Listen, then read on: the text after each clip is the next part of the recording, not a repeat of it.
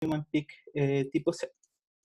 Bueno, la enfermedad de Niemann-Pick tipo C es una enfermedad autosómica recesiva y poco frecuente en la que el colesterol se acumula de forma anormal en el interior de la célula. Aproximadamente el 95% de los casos de esta enfermedad es causada por mutaciones en el gen NPC1 que codifica una proteína que participa en el transporte de diferentes tipos de lípidos. Esta proteína de transmembrana, NPC1, tiene un dominio de detección de esteroles esencial para la unión de colesterol y se ha demostrado que este dominio puede interactuar con NPC2 para facilitar el flujo de colesterol de los lisosomas y endosomas tardíos. Los pacientes con NPC pueden tener una amplia variedad de presentaciones clínicas, incluyendo un hígado o vaso agrandado, así como síntomas que afectan su cerebro. Y según la variación en el tiempo y en la tasa de progresión de la enfermedad, es que se puede clasificar principalmente en tres tipos. La infantil, donde se ven afectados principalmente el hígado y el vaso, y los pacientes mueren a temprana edad. La juvenil o clásica, donde hay una neurodegeneración más clara y problemas de coordinación motora, y la adulta, que se caracteriza por una sintomatología neurológica tardía, demencia progresiva, y los pacientes llegan a alcanzar la edad adulta. Esta variabilidad de fenotipos sugiere que hay otros genes, conocidos como modificadores genéticos, que podrían ser responsables de algunas de las variaciones en la gravedad de la enfermedad. Y estudiar esta variabilidad en pacientes con enfermedades raras es complejo debido al bajo número de casos que tenemos, por lo que una manera viable de estudiar esta enfermedad es utilizando organismos modelos como los ratones, donde ya contamos con información genética y fenotípica de varias cepas endogámicas, como es el caso de la cepa BALB-C, que en los años 80 aproximadamente se originó como un modelo para esta enfermedad de NPC por una mutación espontánea en el gen del NPC1.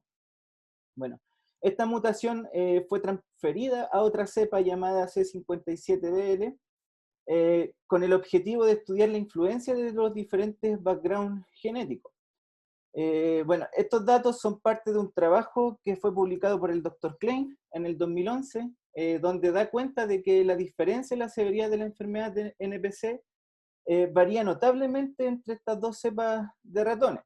Se observó un aumento notable en la severidad de los fenotipos, dando lugar a una patología del vaso muy agresiva, anormalidades en los glóbulos rojos y un tiempo de sobrevida más corto. Tal como se ve en la figura, los ratones de la cepa C57BL viven aproximadamente 4 semanas, mientras que los BALB-C 11 semanas. Bueno, estas diferencias entre las cepas de ratones también fueron observadas en otro estudio más reciente, del año 2018, publicado por los profesores Juan Francisco Calderón y Andrés Klein, en donde se prueba los resultados terapéuticos de la rapamicina para la progresión de la enfermedad de NPC. Bueno, en este caso se comparó la cepa FBB, la cual presentó fenotipos idénticos a BALB-C, al ser transferida la mutación del gen NPC1, y la cepa ya anteriormente presentada, C57, que tiene fenotipos mucho más severos. Los resultados de este estudio mostraron que la rapamicina condujo un sorprendente aumento del 100% de la sobrevida de la cepa C57, pero sin embargo fue tóxica para los ratones de la cepa FBB, reduciendo su sobrevida, tal como vemos en la figura, bajando aproximadamente de 80 a 65 días. Por lo que nuevamente, teniendo la misma mutación y usando la misma droga en diferentes cepas de ratones, se presentan efectos opuestos. Bueno, una desventaja de este tipo de estudios en ratones es que puede tomar bastante tiempo y elevados costos para reproducir los efectos de la mutación. Es por esto que usar otros organismos modelos como levadura, que al igual que los ratones tienen una gran cantidad de genes ortólogos y vías conservadas con los humanos, nos brindaría una gran ventaja. Bueno, y en este sentido es que actualmente contamos con la información sobre las secuencias de diferentes especies y cepas de levadura, lo que ya ha impulsado un gran número de estudios en el campo de la genómica y la medicina personalizada, permitiendo asociar variantes polimórficas, abundancias de RNA mensajero y diferencias fenotípicas entre los individuos. A través del apareamiento de cepas parentales con fenotipos divergentes, como se muestra en la figura, representado como strain A y strain B, podemos generar híbridos o F1 que pueden ser genotipificados y fenotipificados eh, para ciertos rasgos de crecimiento, permitiendo identificar las zonas del genoma que están siendo expresadas por cierto fenotipo. Esto es lo que se conoce como QTL mapping o mapeo de rasgos cuantitativos. Esta estrategia es similar a realizar un análisis de linkage donde se recolecta la información genética de los miembros de una familia para identificar el gen o el loci o posición del genoma responsable de ciertos rasgos fenotípicos. Esta estrategia es efectiva para estudiar enfermedades raras, como la que estamos estudiando, pero sin embargo es difícil recolectar información de un gran número de familias para obtener un poder estadístico significativo. Lo que a diferencia de las levaduras, donde sí podemos obtener una gran cantidad de individuos o híbridos que provienen de las cepas parentales.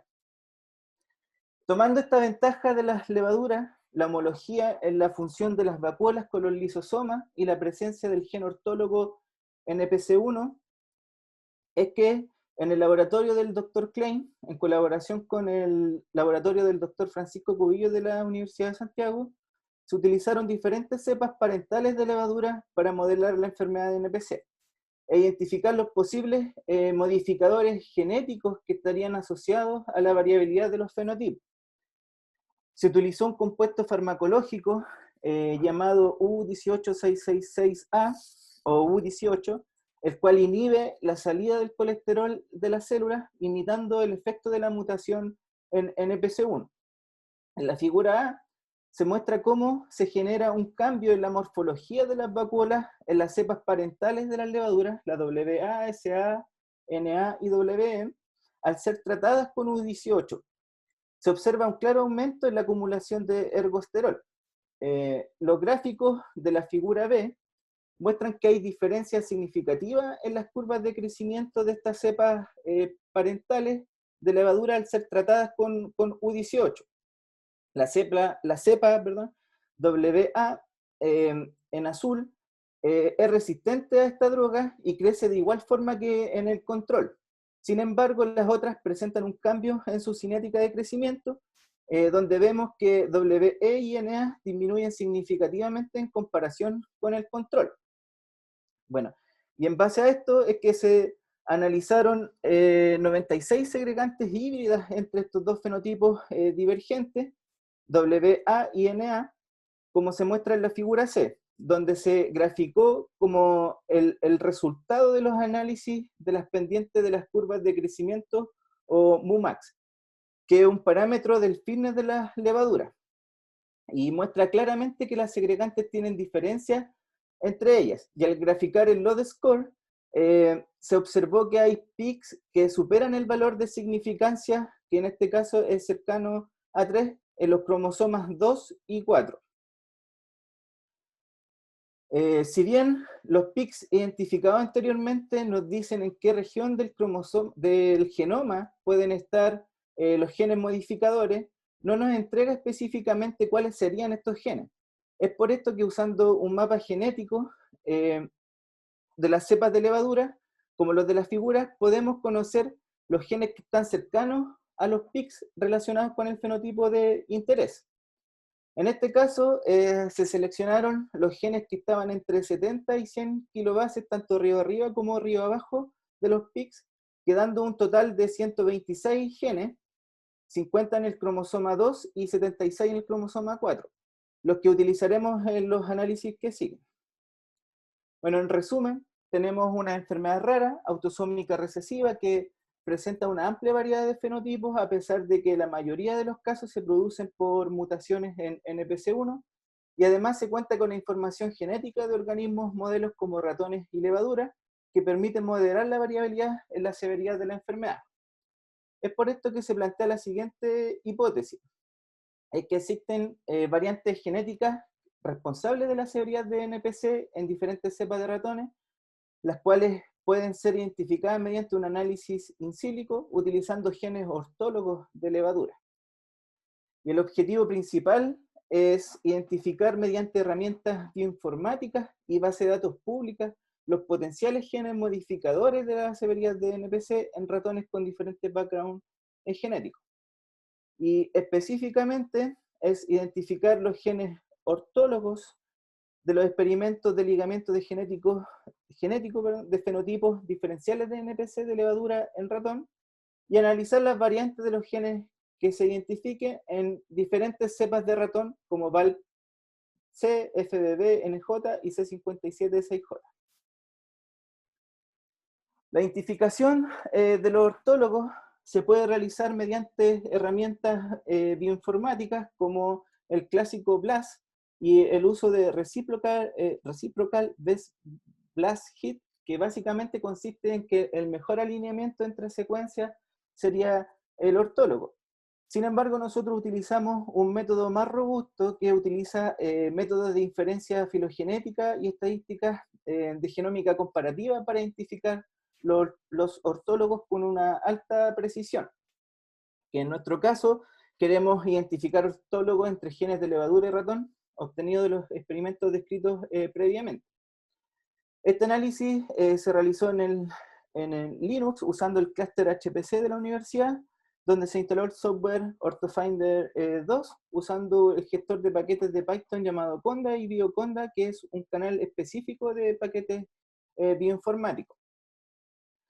Y de los 126 genes obtenidos en los experimentos previamente descritos, encontramos que habían 50 ortólogos presentes en el genoma de referencia de ratón, donde utilizamos la versión más actual, o MM10, y por lo tanto, estudiar estos genes en diferentes cepas de ratón podría darnos una pista de los posibles modificadores genéticos de la respuesta a la mutación de NPC1. Para el análisis de variantes, utilizamos la base de datos llamada Mouse Phenome Database, la cual fue generada y es mantenida por The Jackson Laboratory. Y es un depósito de datos curados de diferentes cepas de ratones, es de amplio acceso y contiene tanto datos de fenotipo y genotipo accesibles a través de la web, y proporciona herramientas para analizar y visualizar estos datos. Lo que hicimos fue analizar los 50 genes ortólogos identificados previamente en las 3 cepas de ratón, VALP-C, FBB y C57, y donde identificamos un total de 42.748 variantes, de las cuales seleccionamos solo variantes en genes con anotación funcional y descartando variantes en zonas intrónicas, quedando 5.091 variantes. Este filtro se realiza con el objetivo de que las variantes encontradas tengan un mayor poder de generar cambios funcionales en la proteína que codifica el gen. Luego priorizamos 312 variantes que son no sinónimas o missense, para finalmente comparar estas variantes entre las cepas que tienen diferencias en la severidad de NPC. O sea, se comparó VALP-C, FBB y FBB, que son idénticas, contra C57. Y encontramos diferencias en 15 de estas variantes, de las cuales estaban presentes en 6 genes, que son los que se muestran en la figura. Tal como se muestra en la siguiente tabla, la comparación se realizó agrupando las cepas que presentaron diferencias en los tiempos de sobrevida. Recordemos que tanto VALP-B como FBB sobreviven aproximadamente 11 semanas con la mutación de NPC1 y C57 solo 4. Finalmente, para ver si estas variantes pueden generar cambios funcionales en la proteína, que se realizó un análisis usando el software SIF, el cual también se instaló en el clúster y se descargó la base de datos para predicciones en ratón. Y como resultado de este análisis, solo 2 de estas variantes resultaron con una predicción deleteria en los genes UTP20 y TRMT1. Y las demás fueron predichas como variantes tolerada. Una de las variantes está en el gen UTP-20, el cual está involucrado en el procesamiento del ARN ribosomal 18S y se ha asociado con varias enfermedades de herencia autosómica dominante, como la sordera, el síndrome de Brooke-Spiegler y el cáncer de mama. Bueno, esta información fue obtenida de la base de datos GeneScar, específicamente de la información derivada de la base de datos Hugo y Malacar. En tanto, la otra variante está en el gen TRMT1, llamado tRNA metiltransferasa 1, el cual ha sido asociado principalmente con el trastorno de desarrollo intelectual recesivo 68, el cual es una forma de retraso mental caracterizado por un funcionamiento intelectual que generalmente es significativamente inferior a la media, asociado también a deficiencias en el comportamiento de la adaptación, y al igual que NPC se manifiesta principalmente al inicio de la infancia y también presenta fenotipos variables. Bueno, las conclusiones del trabajo son que los organismos modelos son esenciales para el estudio de las enfermedades raras como NPC, utilizando herramientas bioinformáticas y bases de datos públicas. Se identificó genes que posiblemente podrían estar modificando el fenotipo de NPC en ratones. Y finalmente destacar que esta estrategia implementada en este estudio permitiría reducir los costos y tiempos de investigación en enfermedades raras, como es el caso de NPC. Bueno, las proyecciones de este trabajo serían ampliar los análisis bioinformáticos, por ejemplo, analizando variantes de secuenciaciones de exomas completos en pacientes con NPC, y también realizar validaciones in vitro o in vivo de los genes que se identificaron. Por ejemplo, realizar experimentos para validar TRMT1. Y agradecimientos al Dr. Klein y Macarena Lacera por prestarme sus datos y para poder trabajar. Muchas gracias. Gracias, Marcelo. ¿Hay preguntas para Marcelo? Yo quisiera hacer una pregunta. ¿Me escuchan? Sí. Sí. Marcelo, ¿alguno de los genes que tú encontraste está relacionado de alguna forma con mTOR? Con mTOR no estoy seguro. No sabría decir en qué vía está presente el par de genes que encontré que eran como los que podrían ser los potenciales candidatos a modificadores del background genético, pero sí tiene, por ejemplo, el TRMT1, que también se hereda de forma autosómica recesiva, y que también tiene algunas características similares a las de la enfermedad que estamos estudiando, la NPC, como el retraso mental, y tiene también una variedad en su fenotipo. Ok, gracias. ¿Más preguntas para Marcelo?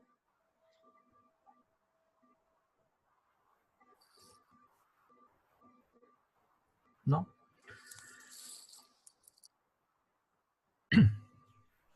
Bueno, yo tengo una pregunta, Marcelo, ¿sí? pero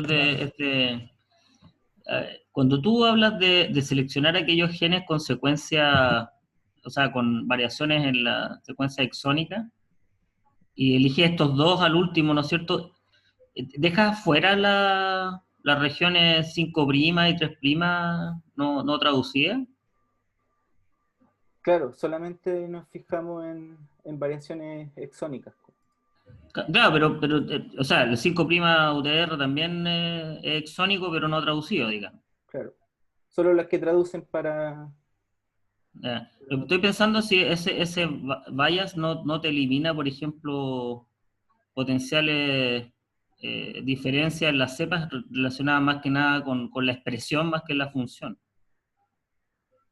Claro, es que en realidad nosotros no eliminamos esa variante, sino que estamos priorizando la otra.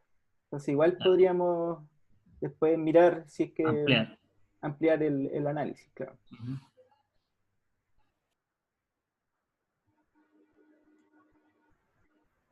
Ya. Si no hay más preguntas para Marcelo, entonces vamos a cederle el lugar Eh, a Juan. una Pablo, ¿sí? pregunta de curiosidad. Eh, la semana pasada vimos la unidad de investigación, eh, fun- fundamentalmente de revisión bibliográfica de temas. ¿Cuál es tu contribución en el trabajo que estás presentando? Bueno, en este caso no es como una revisión bibliográfica, sino que es un análisis de datos. Y la contribución podría ser que estamos identificando un par de genes que podrían estar influenciando los diferentes fenotipos de la enfermedad de NPC.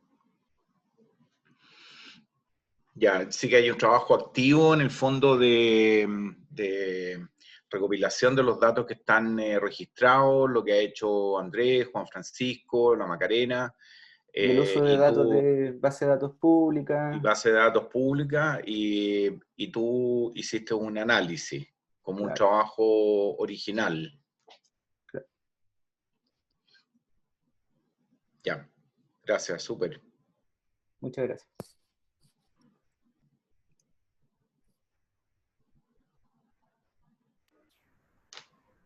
Juan Carlos, ¿estás listo para compartir pantalla?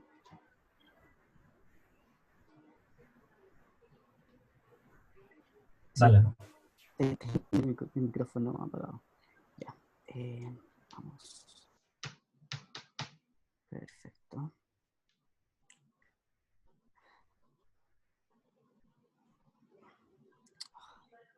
Espera un segundo, que tengo problemas con la barra de las ventanas del Zoom. Ya, ahí sí. Ya. Bueno, yo les voy a presentar, como parte de mi unidad de investigación, una revisión bibliográfica del tema macro que es SARS-CoV-2. Por lo tanto, mi unidad de investigación se titula La respuesta inmunohumoral como mecanismo protector contra el SARS-CoV-2. Esta unidad de investigación fue bajo la tutela de la doctora Cecilia Vial y la doctora Jimena Cortés. El SARS-CoV-2 es un virus zoonótico, lo que significa que los primeros pacientes infectados adquirieron estos virus directamente de los animales. Algunos estudios han demostrado que el murciélago es la posible especie de origen de este tipo de pandemia, principalmente porque muestra un grado de identidad del genoma completo del 96% con el SARS-CoV-2. Sin embargo, también se ha visto que el SARS-CoV y el MERS-CoV generalmente se transmiten a hospederos intermedios, como los que podemos ver acá. Y por lo tanto, en base a eso, se siguió investigando y un artículo publicó que el genoma del pangolín mostraba o exhibía un 91% de identidad con el SARS-CoV-2 y un 90,6% con el coronavirus de murciélago. Por lo tanto, identificando al pangolín como un posible huésped intermedio del SARS-CoV-2. Luego, entre humanos, se produjo el esparcimiento. El SARS-CoV-2 se adquiere por la exposición a microgotas o aerosoles de individuos infectados o por el contacto de partículas virales presentes en los vómitos contaminados. Luego esto se esparció en la población y en algunos de los casos tenemos más severos en donde necesita de hospitalización producto de una neumonía severa, y otros casos vemos que el COVID se genera de una manera más leve o algunos asintomáticos. Por lo tanto, ¿qué es el SARS-CoV-2? El SARS-CoV-2, según el Comité Internacional de Taxonomía, es el coronavirus tipo 2 del síndrome respiratorio severo agudo. Pertenece a la familia de los coronaviridae, del orden de los nidovirales, y se compone de 4 géneros: los alfa, los beta, los delta y los gamma. Este es un virus de ARN monocatenario de sentido positivo y pertenece justamente a este género, al beta-CoV. Comparte un 82% de identidad, además, con el SARS-CoV humano que tuvo su pic en el año 2003. Entonces, acá a la izquierda nosotros podemos ver la partícula viral que se encuentra con las proteínas estructurales más principales, y nosotros particularmente nos vamos a fijar en esta presentación en la proteína S, producto de que es la proteína a la cual están la mayoría de las terapias en estos momentos, como por ejemplo la plasmaféresis o el desarrollo de anticuerpos y posibles vacunas en el desarrollo justamente de la proteína S. particularmente del dominio receptor, que es el que hace contacto con el receptor de la célula, que es el AC2. Por lo tanto, el SARS-CoV-2, al igual que el SARS-CoV, utiliza la proteína S para ingresar a la célula hospedera.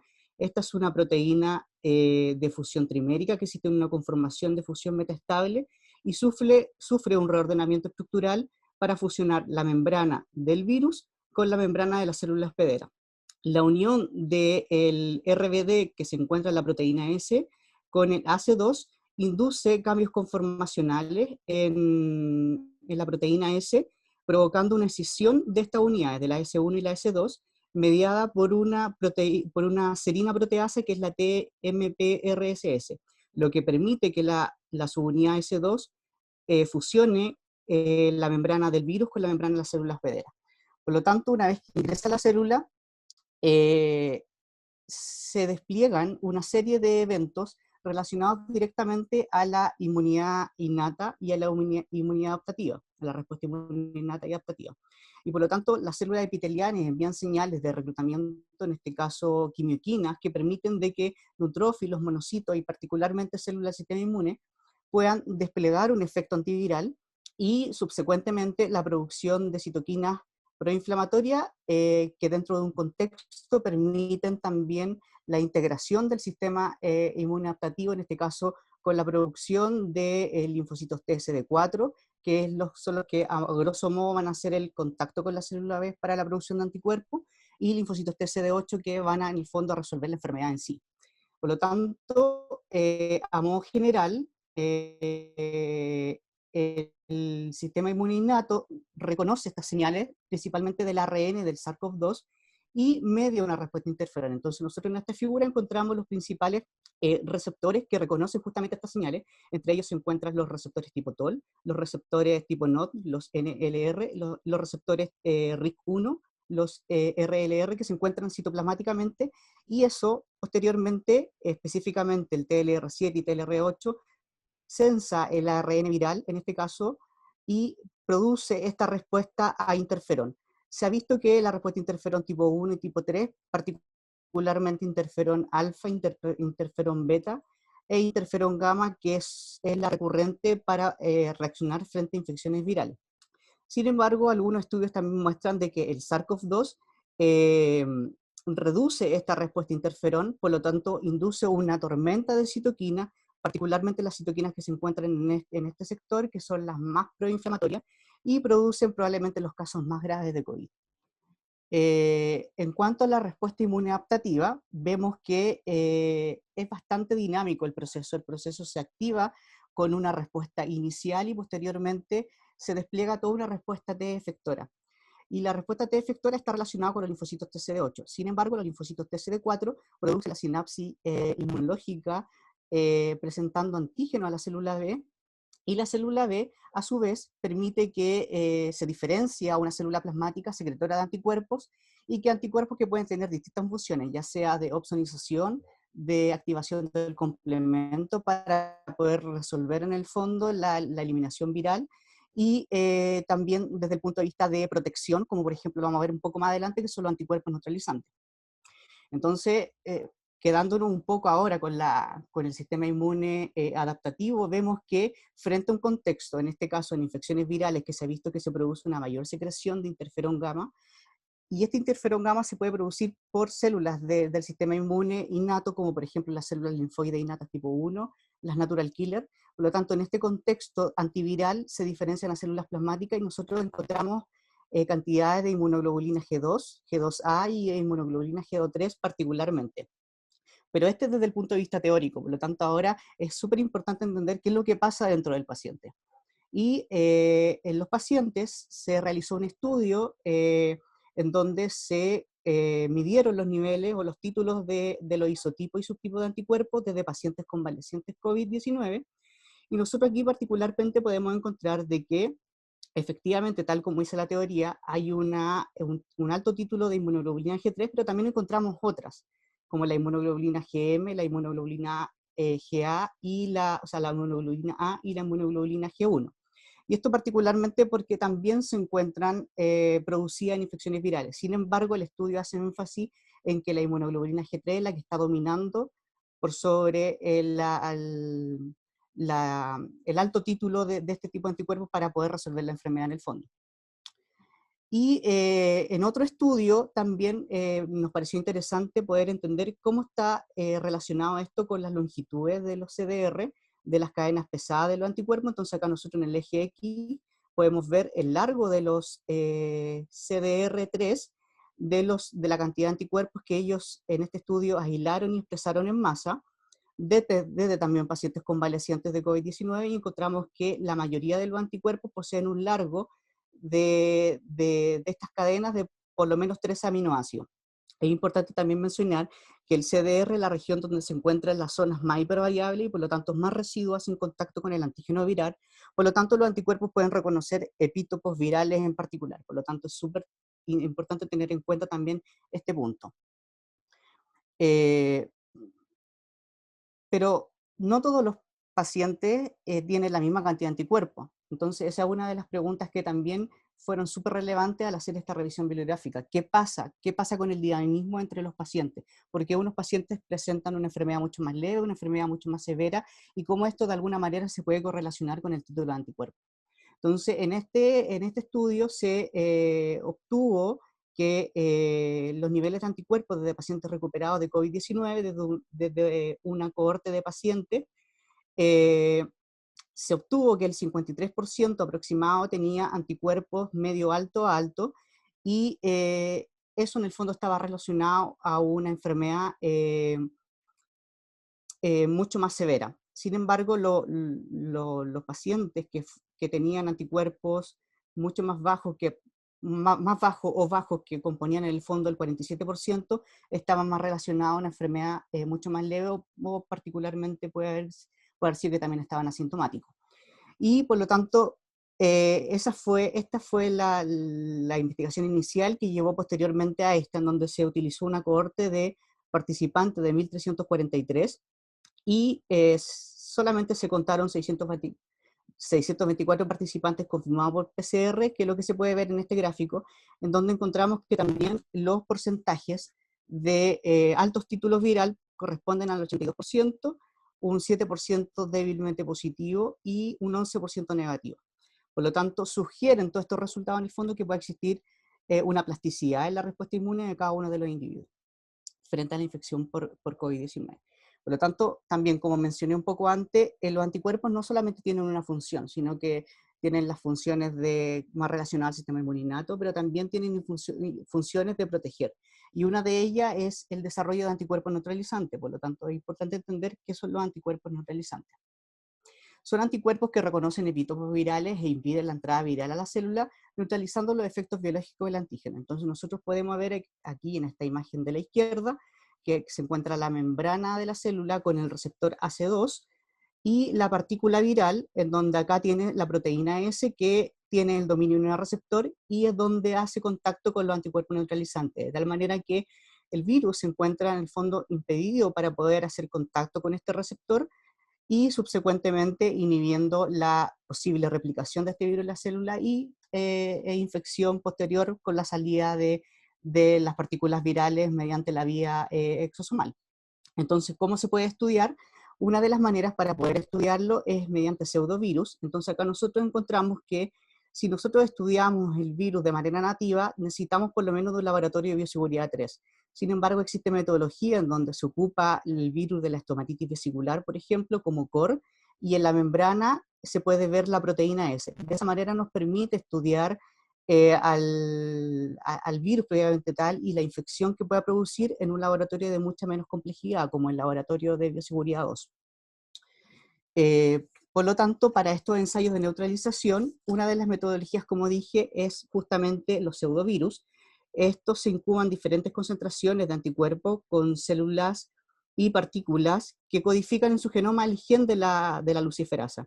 Cuando su genoma se integra en la entrada de la célula, la expresión y la actividad de la luciferasa es proporcional al número de células que fueron transducidas. Después de 48 horas de incubación, las células se lisan en presencia de un sustrato de luciferasa para evaluar las señales producidas y por lo tanto, la señal es proporcional al nivel de neutralización por parte de los anticuerpos, es decir, Si la neutralización es del 100%, no hay señal de luciferasa. Y aquí, desde acá, nosotros vimos que, y acá me faltó algo súper importante mencionar, que esta metodología en estos momentos se encuentra, se está utilizando acá en el ISIM por parte de la doctora Cecilia Vial y la doctora Jimena Cortés, por lo tanto, esto también abre muchas puertas para el centro en sí. En cuanto a la experimentación con pseudovirus, acá se realizó un estudio en donde se segmentó la proteína S de manera teórica, se dividió particularmente en 3 segmentos, SA, SB y SC, y lo mismo para el dominio no receptor, RBDA, RBDB y RBDC, indicando en el fondo que al aislar los anticuerpos y expresión de estos anticuerpos desde pacientes convalecientes, estos pueden unirse a distintos epítopes virales dependiendo de la especificidad que tengan.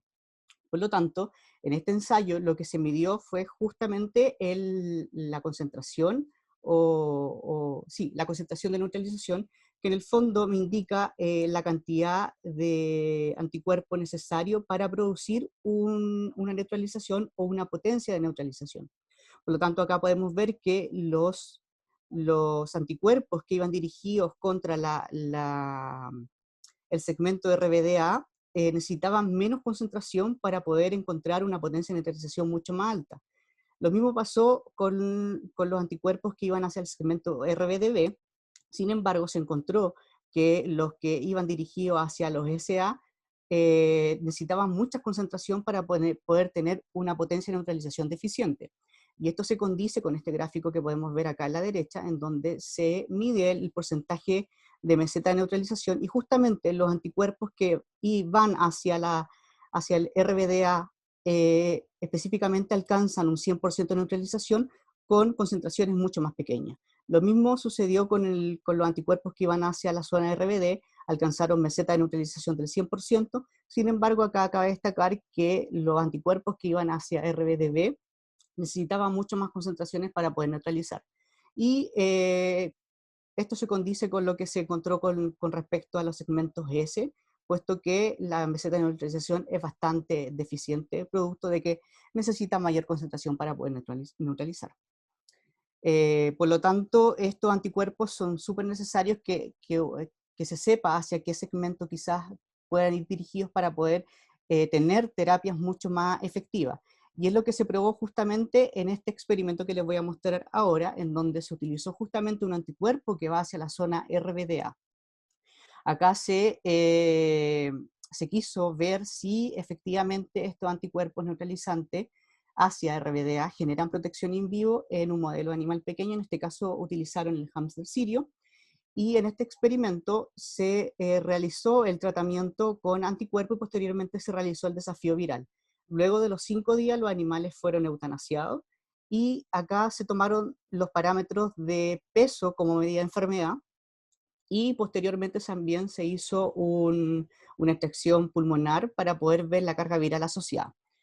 Entonces, en este experimento, lo que podemos ver acá en el eje X son las concentraciones de anticuerpos, y acá el porcentaje de pérdida de peso de los animales. Entonces, efectivamente, con las concentraciones más altas de anticuerpos, efectivamente se produce la protección in vivo. Los animales no pierden peso, a diferencia de las concentraciones mucho más bajas de anticuerpos que efectivamente se enferman.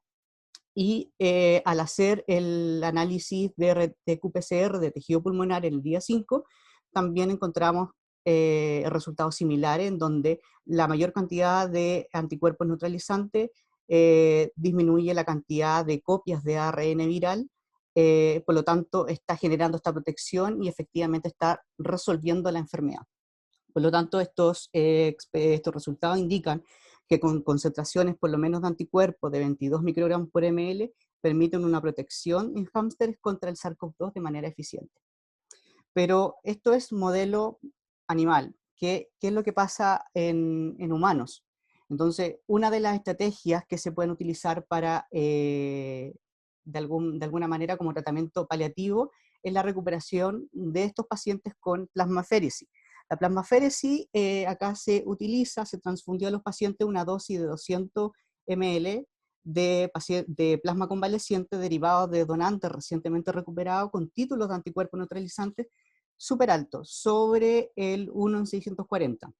Acá en particular en este estudio fue el objetivo primario la seguridad primero de la transfusión del plasma convaleciente, y los segundos puntos finales estaban más relacionados a la mejora de los síntomas clínicos y ver cómo los anticuerpos neutralizantes se mantenían o disminuían. Y efectivamente encontraron que el nivel de anticuerpos neutralizantes o bien aumentó en 5 de los casos, mientras que en otros 4 se mantuvieron de manera constante, de la misma cantidad que se agregó inicialmente, 1 en 640.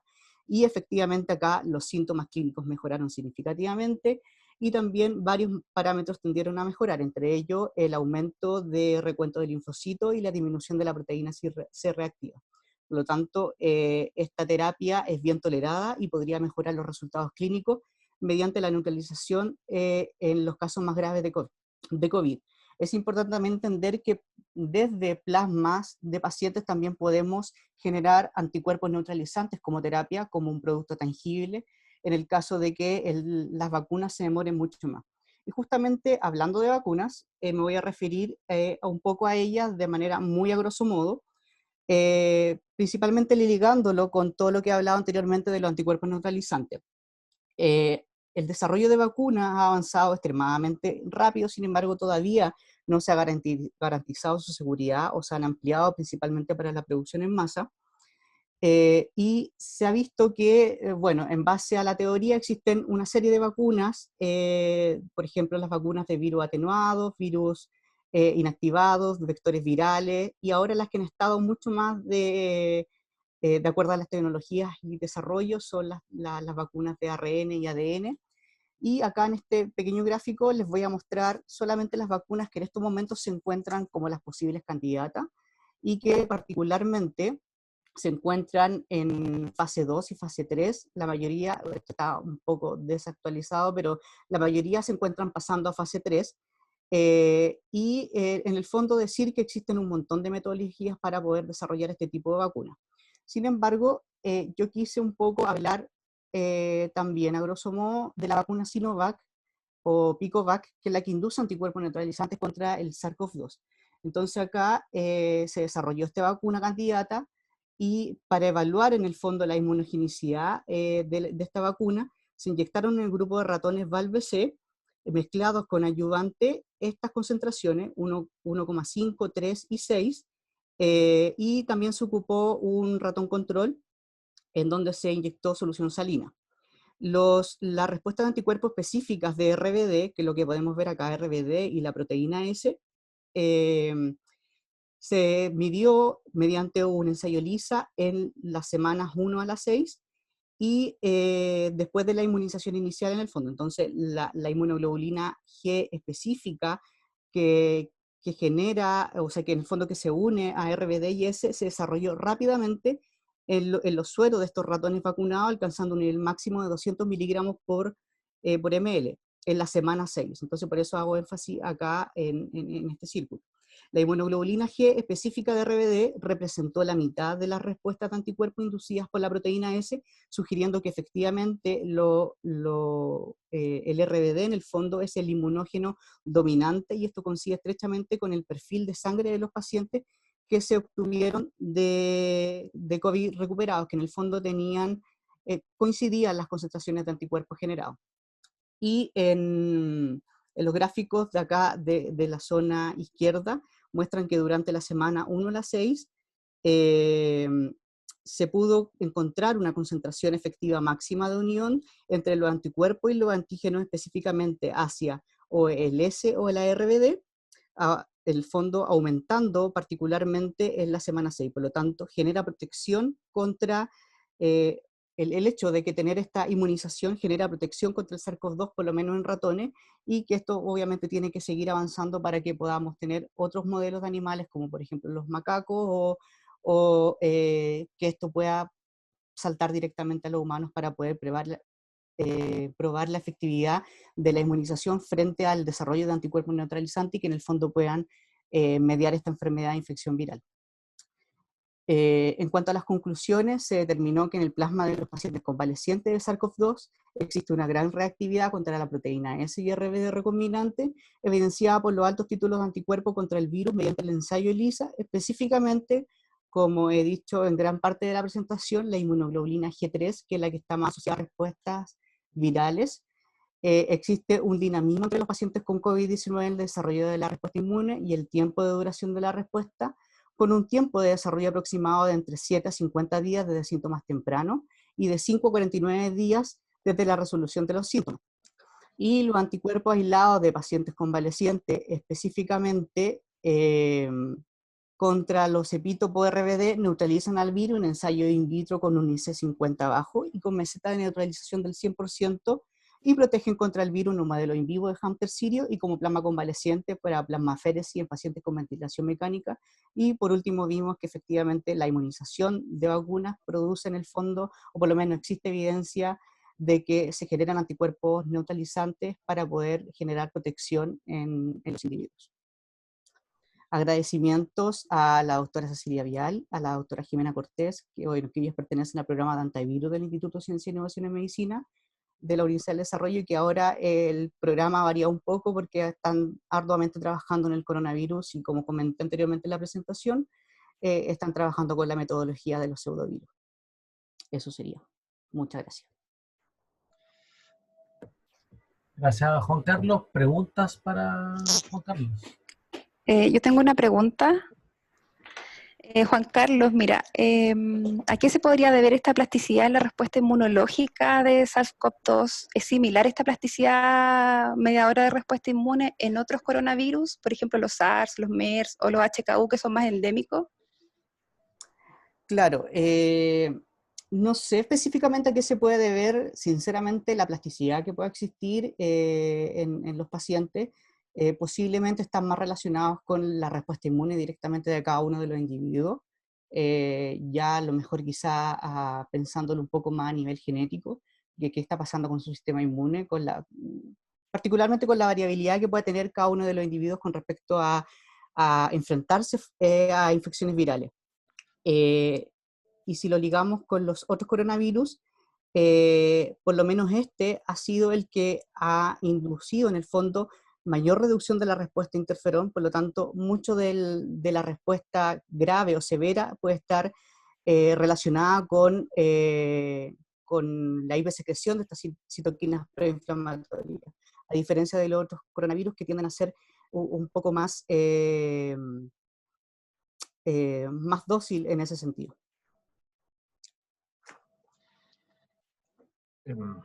Juan Carlos. Uh-huh. Yo tengo dos preguntas. Dígame. Uno, para el estudio de la respuesta inmunomoral, ¿da igual cualquier ELISA?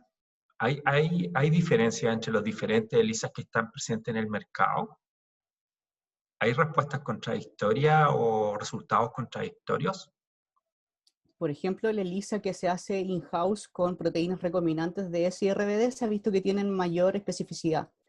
Los ELISAs que son más de test rápido, se ha visto que pueden de repente tener discrepancia en cuanto al resultado. Pero idealmente sería hacer un ELISA hacia las proteínas recombinantes, principalmente pensándolo con la proteína S, por ejemplo, completa, o con este dominio inmunoreceptor, que es la RBD. En ese caso sí tendríamos resultados mucho más confiables. Perfecto. Y la segunda pregunta, tú dijiste que habían pacientes PCR positivos que tenían una nula o una muy débil respuesta en la producción de anticuerpos, ¿no es cierto? Sí. ¿Tú crees que el proceso de vacunación también va a evidenciar que existen pacientes que no van a tener, a pesar de que son vacunados, no van a montar una respuesta? ¿Tú crees que eso se va a trasladar al proceso de vacunación? Yo creo que sí se va a trasladar al proceso de vacunación, principalmente porque en el fondo los pacientes que generan un cuadro mucho más leve asintomático, la resolución de la infección va a ser rápidamente mediada por el sistema inmune adaptativo. Y cuando esto ya se pone de alguna manera un poco más débil, se genera justamente esta hipersecreción de citoquinas proinflamatorias, y eso hace de que el cuadro sea mucho más severo. En las vacunas, pensándolo desde el punto de vista de que puedan tener a lo mejor proteínas recombinantes o puedan tener trozos pequeños de inmunógeno, probablemente también pueda producir este tipo de plasticidad, que unos puedan reaccionar de manera mucho más favorable a la vacuna y otros no. Yo creo que sí. Yo creo que va a pasar algo similar. Ok, muchas gracias. Ujú. Juan Carlos, mira, yo quería consultarte sobre cuál es el riesgo o la limitante actual de esta terapia de plasmaféresis, porque nos mostraste resultados muy positivos, pero yo tengo la Ajá. impresión que no es lo más utilizado hoy día en la clínica. O sea, yo creo que lo más óptimo es principalmente tener un tratamiento preventivo, pero la plasmaféresis está claramente cumpliendo funciones súper importantes como tratamiento de soporte, y eso también puede inducir a tener una terapia un poco más validada, porque desde plasma convaleciente a lo mejor podemos aislar y expresar anticuerpos en gran masa, y eso puede ser directamente una terapia hacia un segmento en específico de la proteína S completa o hacia un segmento en específico hacia el dominio inmunoreceptor. Eh, pero yo lo veo más como una terapia mucho más paliativa, y que se está en el fondo utilizando como un mecanismo de soporte, pero podría trasladarse hacia un producto más tangible, y también podría generar una apertura hacia si podemos encontrar a lo mejor un segmento en específico donde son una gran cantidad de anticuerpos, podemos ese segmento utilizarlo posteriormente para poder diseñar una vacuna mucho más efectiva.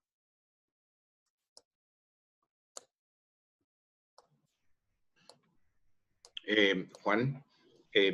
Pablo Vial, súper buena tu respuesta a Marcelo Esquer. Gracias. Creo que pronto va a salir un estudio más masivo y controlado que muestra que el plasma tiene eficacia, principalmente utilizado en pacientes que evolucionan más graves, o sea que a los pacientes hospitalizados. Pero tienes toda la razón de que el plasma, desde el punto de vista logístico, es una operación bien importante como para masificarlo a cientos de casos o miles de casos.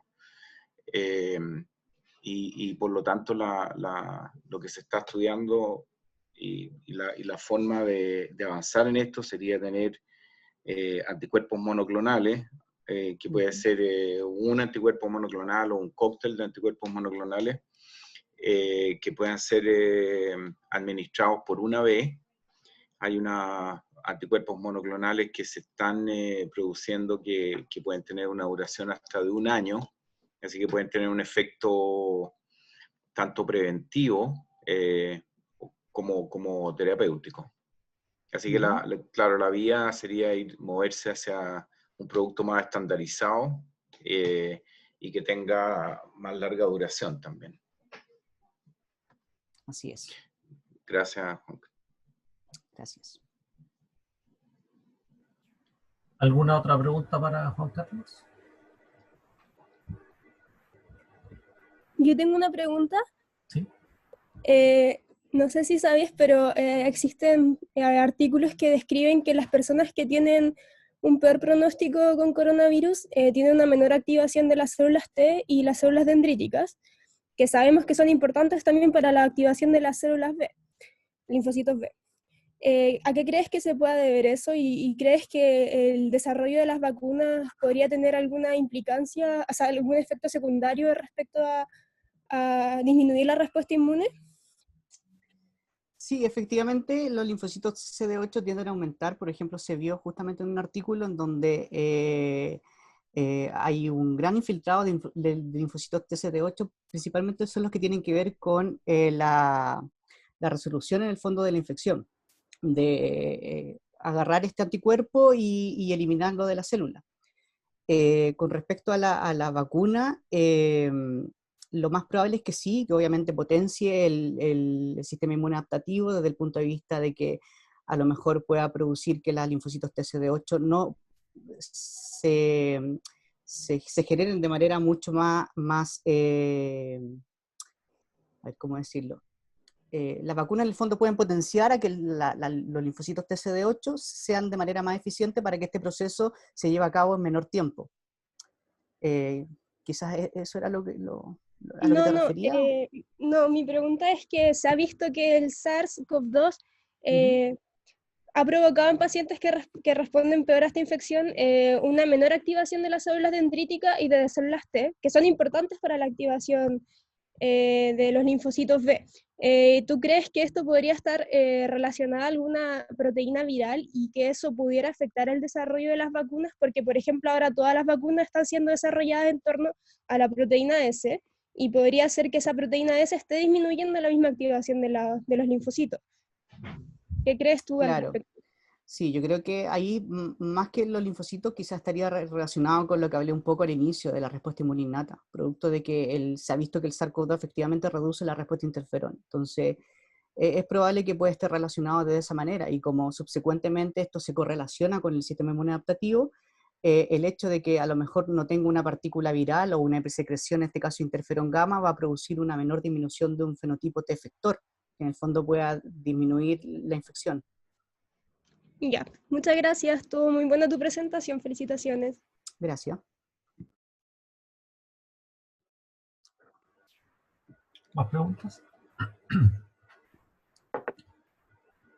Bueno, si no, nuevamente agradecerle tanto a Marcelo como a Juan Carlos por sus presentaciones, y dejarlos a todos invitados para nuestros seminarios de los miércoles, que ojalá se vayan volviendo nuevamente una actividad habitual en nuestro quehacer.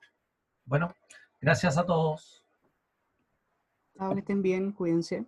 Chao, saludos. Chao, saludos a todos. Chao, muchas gracias. Gracias, chao. Chao, chao.